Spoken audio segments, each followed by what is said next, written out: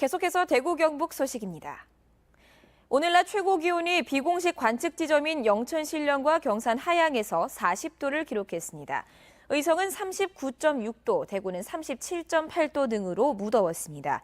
대구 지역에는 폭염특보가 24일째 발효 중입니다. 이번 주말은 올 여름 들어 가장 더울 것으로 예상됩니다. 토요일과 일요일 대구의 낮 기온은 39도까지 치솟겠습니다. 대구 기상지청은 이번 주말 열대야 강도도 더 심하겠다며 건강관리에 주의를 부탁했습니다.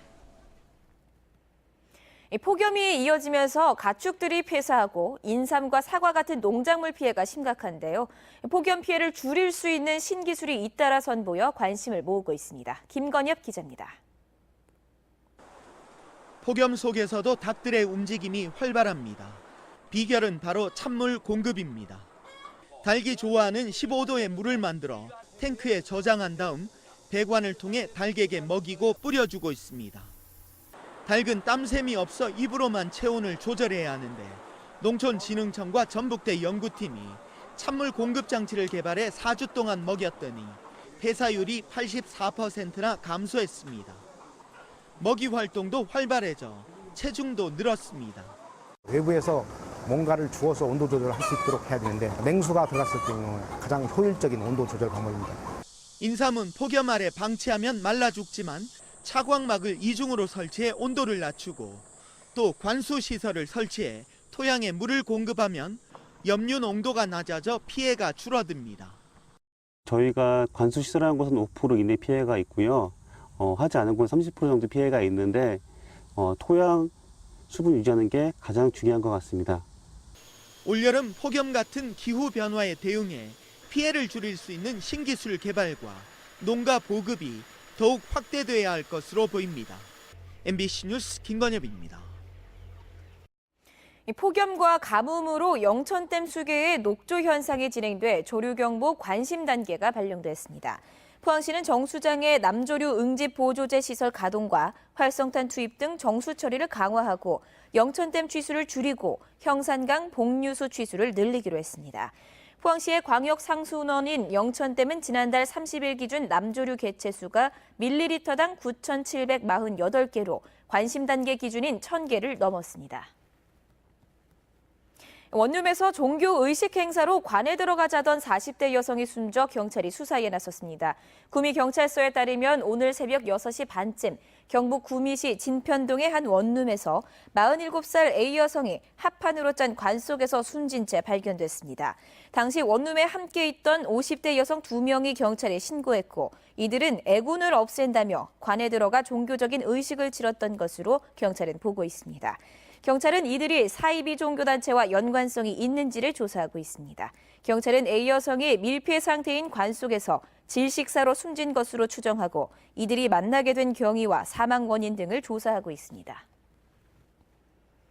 더불어민주당 대구시당 위원장 경선에 4명이 등록했습니다. 더불어민주당 대구시당은 어제까지 시당 위원장 후보자 등록을 받았고 남치루 대구시당 부위원장과 박형용 전 국회의원 보좌관, 이헌태 북구갑 지역위원장과 조기석 달성군 지역위원장이 등록했다고 밝혔습니다.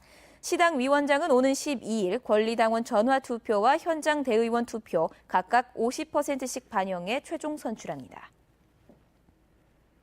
다양한 장르의 종합음악축제인 경주국제 뮤직 페스티벌이 오늘부터 사흘 동안 경주 보문 수상공연장에서 열립니다. 올해로 3회째인 경주국제 뮤직 페스티벌에는 5개국 14개 팀이 참여한 가운데 개막일인 오늘은 클래식, 내일은 국악, 그리고 마지막 날에는 포크와 재즈 공연이 펼쳐집니다. 경주국제 뮤직 페스티벌은 하루에 3천여 명이 찾을 정도로 자리를 잡아가고 있습니다. 안동 지역 야간 관광 행사인 월영 야행이 남들도 우리처럼 사랑할까요를 주제로 어젯밤부터 시작됐습니다. 주무대인 월영교 교각에는 등간이 설치됐고 안동댐 물 위에 대형 달 조형물과 월영교 산책로 조명터널, 이색 포토존 등이 마련됐습니다. 또 개목나루 특설 무대에선 하회 별신구탈놀이 공연과 하이마스크, 대북 공연 등이 펼쳐지고 현장 오픈 라디오와 명사 초청 특강 등 다양한 프로그램이 진행됩니다. 올 상반기 대구의 소비자 상담 건수는 줄어든 가운데 방사성 물질인 라돈 검출 파동으로 가구 상담은 급증했습니다. 대구시에 따르면 올 상반기 137이 소비자 상담센터에 들어온 소비자 상담 건수는 16,000여 건으로 지난해보다 3.5% 감소했습니다. 라돈 검출 파동으로 침대 690여 건을 중심으로 가구 상담은 지난해보다 162.5% 늘었습니다. 가구 상담 내용은 품질과 AS 불만, 제품 안전 관련, 계약 해지, 해제, 청약 철회 등입니다.